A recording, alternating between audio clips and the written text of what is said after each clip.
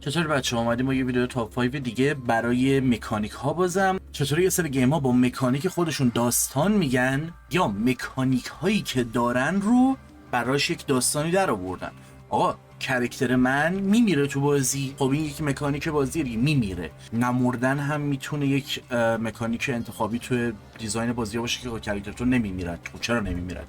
یا چرا میمیرد؟ اگر میمیری چطور میتونی همین چیزی شرح بدی؟ شرح مکانیک ها یا چطور مکانیک ها کمک میکنن به تو که داستان بگی و چیزای این شکلی. فرق میکنه با اون ویدیو قبلی که درست کرده بودم. یه ویدیو دیگه داشتم چون سر مکانیک ها، ولی چون اونجا اون فاکتور المان ها انقدر این کلمه رو گفته که حالا داره به هم میخوره، اصلا قشنگ کرینجم شده دیگه. چیزس فرق میکرد. اصلا یه سری آپشنال دیگه ای داشتم که اینجا نیستن و فرق میکنه کاملا. رتبه بندی خاصی براشون ندارم و هر موقع دیدم چیزی بهتره بدتره حذف یا اضافه میکنم بعدن. و تاکید کنم اینا بین بازیه که من تجربه کردم، دوست دارم یا بیشتر راجع بهشون میدونم. بین تمام این ویدیو تاپ 5 که میبینید اگه مثلا 5 6 تا گزینه است، ممکنه 2 3 تا آپشن اون وسط باشه که یه ذره سخت، واقعا اونجوری مورد علاقه نیستن که مثلا چه بدونم پوسترشو بگیرم، این کارو بکنم، بهش فکر کنم، ذهنمو درگیر کنه. مثلا برای ویدیو درست کردن رفتم سراغش و با یک سری از اون آپشن‌ها برخوردم، ولی هنوز تمام تلاشمو کردم که روی اون مایندستی که دارم بمونم و چیزی پر نکنم. یعنی اگر یه ویدیو اینجوری من پیدا کنم ببینم واقعا 5 6 چیز اصلا دیگه هیچ جوری پیدا نمی‌کنم، کنار نمیام، 4 تا بیشتر نمیشه، تاپ 5 میدم و 4 تا میدم. یعنی 4 تا گزینه بیشتر نمیذارم. اگر چیزی هستش که خفنه میدونی که چجوری اینو نگفتی، ممکنه شاید اون بازی رو من ترجمه نکردم، پس کامنت کنید و من بگید که پارسا this video was trash، گزینه‌هات خوب بد مثلا مهم نیست، ولی این موضوعی که روش دست گذاشتی این گیم یه 100 تا گیم به من شما بگید من برم که احتمالاً هم تو لیستم باشه، ولی شاید به واسطه اینکه مثلا یه سری چیزا واسه مهمتر یا مهم نیست مثلا تو اولویت بذارم. برای اینکه شروع کنم درجه بفهمید چی دارم میگم، هیدیس repetition as a mechanic، مردن به عنوان مکانیک و چطور همه اینا رو کنار هم میذاره.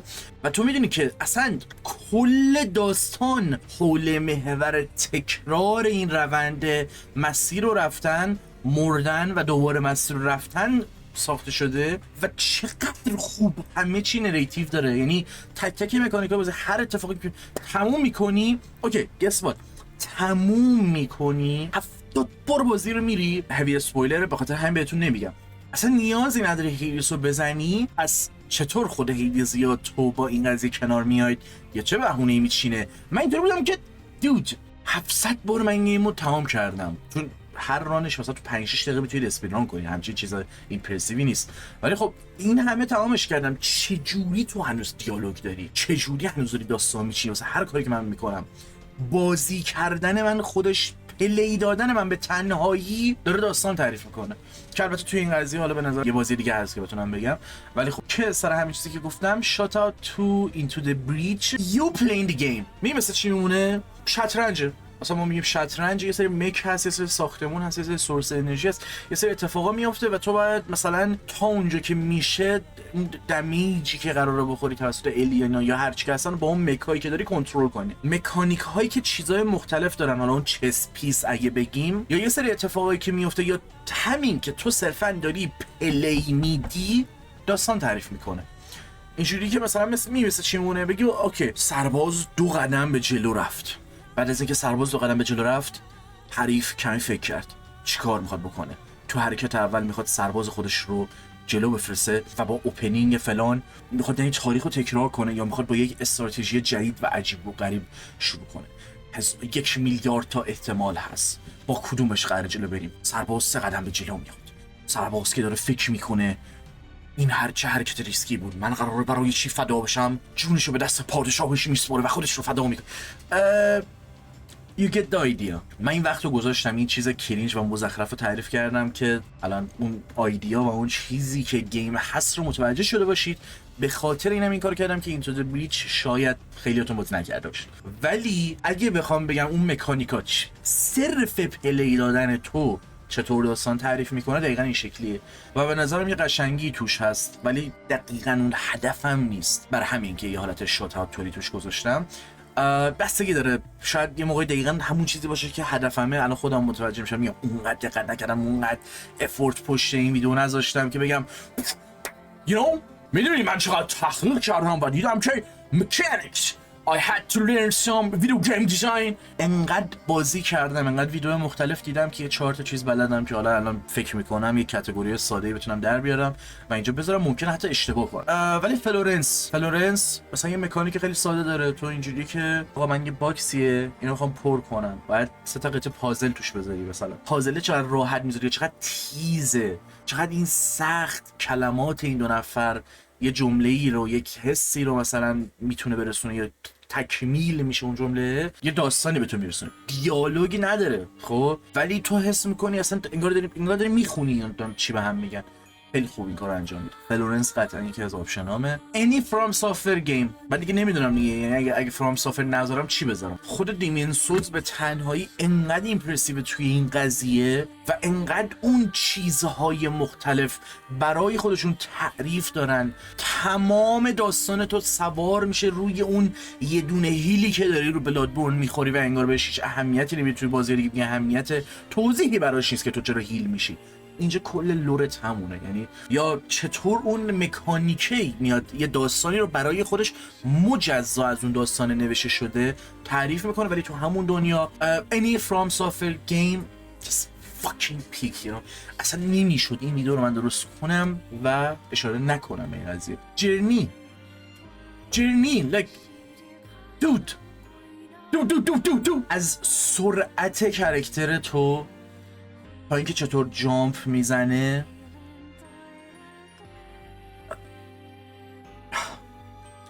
play this game like play this masterpiece.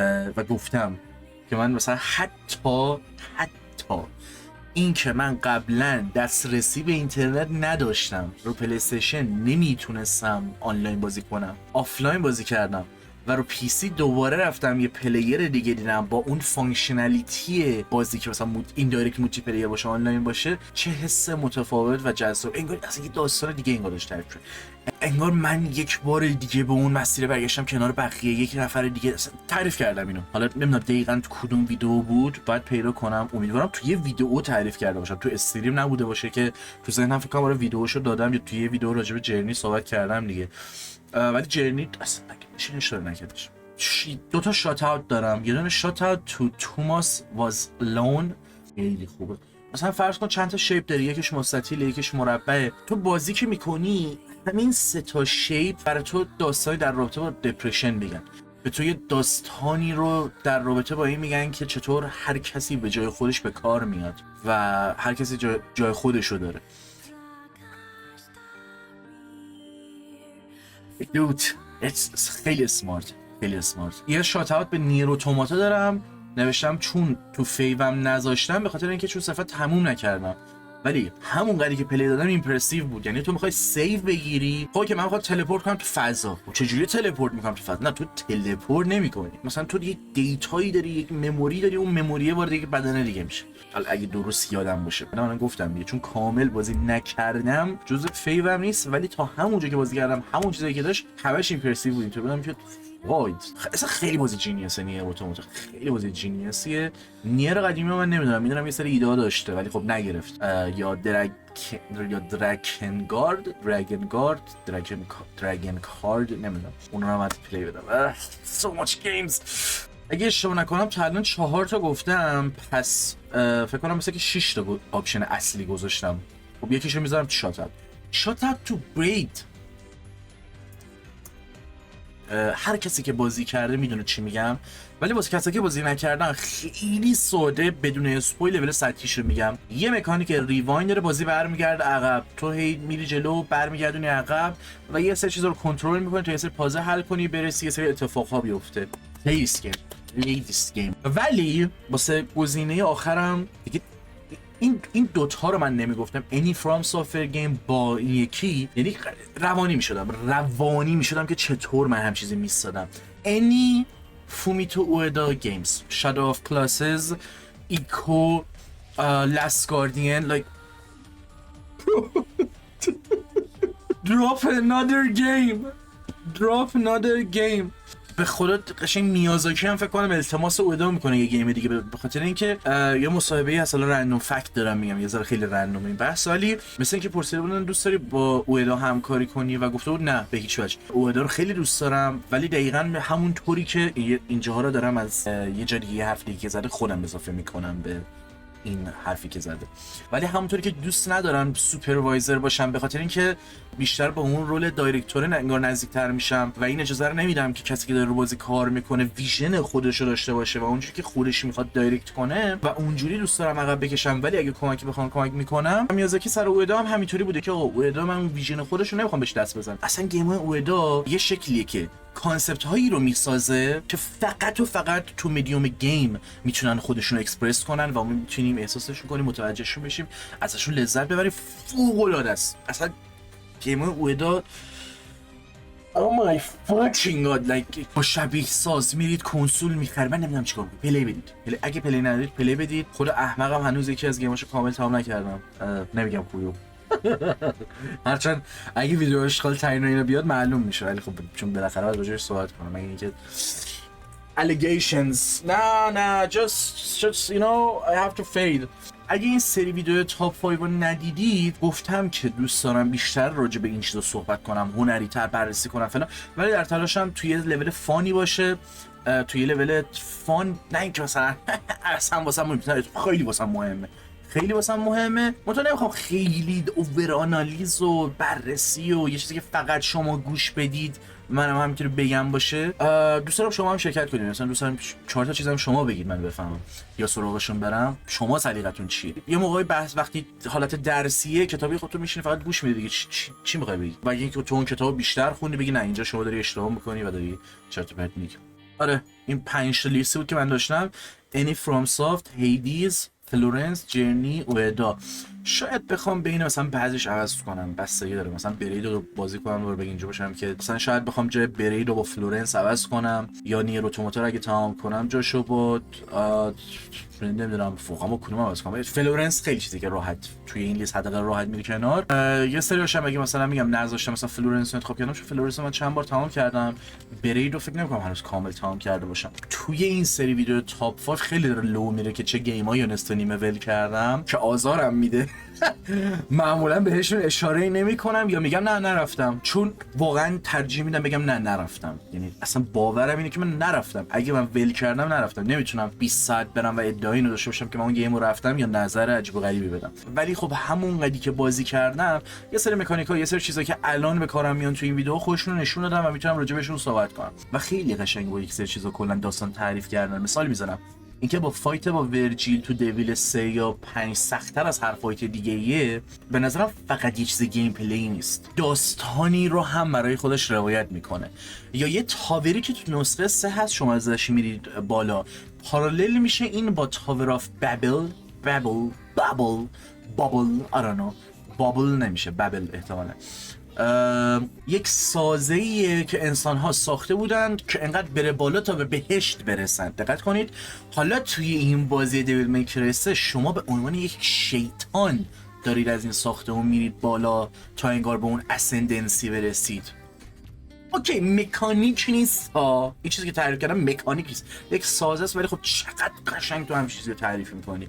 الان مثلا میگم خود این چیزی که من تعریف کردم، این ساختمونه سازه چیزی نیستش که توی کتاب نتونی مثلا تجربهش کنی، توی سینما نشه اجرایش کرد، میشه، ولی اینکه مثلا لیترالی با دیفیکالتی بازی، با شکل سرعت راه رفتن کرکترت، با اینا بخوایم مثلا یک حسی رو برسونیم به مخاطب، اصلا نمیشه. توی یک سری مدیوما نمیشه. حتی بتلفیلد هم یک چیزی توی مایا داره که شما اینترو بازی وقتی میمیرید کرده درجه زنده نمیشه، اما به خاطر اینکه دوباره زنده میشید آیا نه. این اتفاقا یکی از چیزهای ایمپرسیو بتلفیلد 1 بود که من همیشه یادم موند. مردی تموم شد، اون سرباز مرد، کنترل یه سرباز دیگر رو به دست میگیری، یعنی هر کسی که میمیره تمامه. و به آنلاین هم حتی یه حس اندلس وار میده که تموم نشدنیه و تا دولت ها اعلام نکنن مثلا اون تایم تمام نشه یا هرچی، این سربازا با هم درگیر خواهند بود و تو هی که زنده میشی همون کرکتر نیست، یه سرباز دیگه ای که حالا همون رول یا یه چیز دیگه میتونم بگم.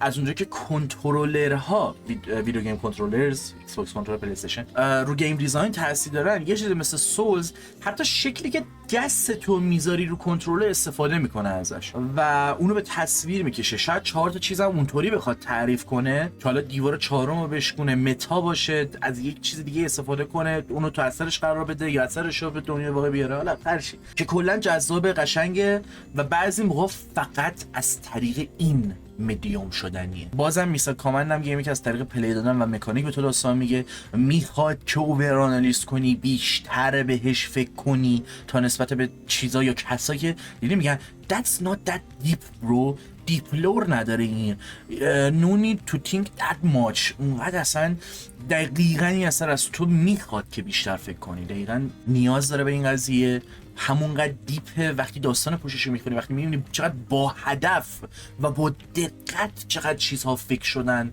و میخواد اون کارا رو انجام بده، اون پیامو به تو برسونه، اگر تو فقط بی اهمیت برای فان پلی بدی یا برای یه گیم پلی ساده، آره احتمالاً به اون داستانه نمیرسه و به نظرت کانسپیرسی تئوری میاد که امکان چی میگن این ملت همچین چیزی اینطوری بخواد داستان بگه. برو بابا دیگه، بستگی به این داره که شما چی یاد گرفته باشی، چقدر متوجه شده باشید که این سند، این مدیوم چه شکلی کار میکنه و اگه یه گیم اینطوری نیست دلیلی برای این نیستش که اون استاندارد باشه یا بقیه هم معنی پشتشون نداره، نیازی نیست بیشتر از حد بهشون فکر کنیم یا حتی تا یه حدی در نظر بگیریم که یه سری چیزا ممکنه.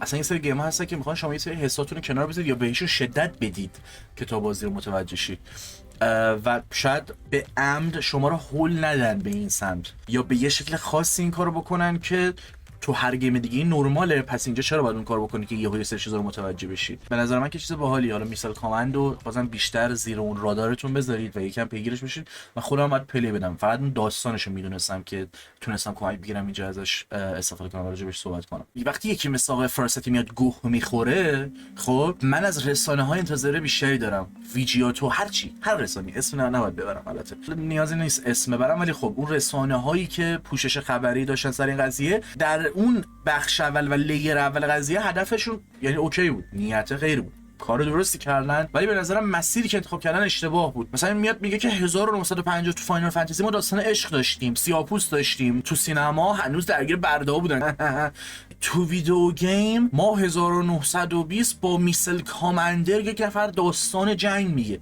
که میسل کامندر خیلی استادی خوبیه برای اینکه چطور فقط با مکانیک تو داستان بگی، یعنی با مکانیک تو اون شکلی داستان بگی با چیزایی که بازیت داره. حتما اگه عشق به گیم و اینجور چیزا دارین، میسل کامندر رو، پرونده میسل کامندر رو برای استادی برای خودتون کنار بذارید. وقتی یارو میاد میگه اینجا ما این داستان رو داشتیم، اینجا این داستان داشتیم، اصلا توی داستانی داشته باشه که تو سینما نبوده، خیلی پیچیده است. خب ولی نکته می چیه، بالاخره سینما بهتره. شما موقع سینما تو میگی بهتره، اصلا اون باگی داره. اینجا داستان عشق داشتیم و این حرفا، سینما تو این چیزا خیلی جلوتر بوده و دیگر چیزها از اون هم، یعنی سینما جلوتر بودن. هر کدوم یک سری برتری‌ها مشخصه به خودشونو دارن، یک سری ترس ها هست که فقط در قالب متن ترسناک‌تره، شاید یک سری چیزا هستش که در قالب سینما شاید بهتر خودش رو نشون میده و یک سری چیزا هست که فقط از مدیوم گیم شدنیه. اینکه هر کدوم چه برتری دارن یا چطور میتونن این چیزا رو روایت کنن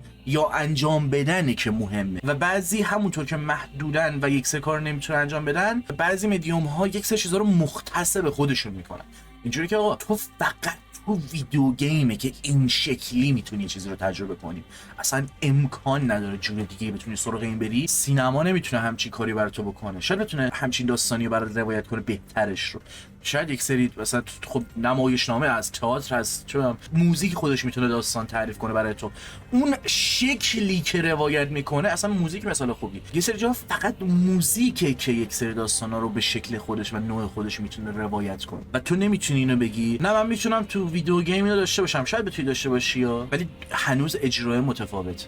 این قضیه فراستی بعد تو مخم بود، چون موقعی هم که من 1-2 ساعت فقط داشتم به فراستی میرینم، مثلا تو ذهنم نبود که اشاره کنم به همین چیزا که آقا اصلا مسئله داستان نیست، حالا یارو چقدر مزخرفی نشه مهم نیست. شما دست روی این پوینتی گذاشتی، من کاری به خودت ندارم که اصلا تو چی تو کی، شخص تو مهم نیست، چیزی که مطرح کردی مهم. اوکی بذار اونو یه ذره روش تحقیق کنیم.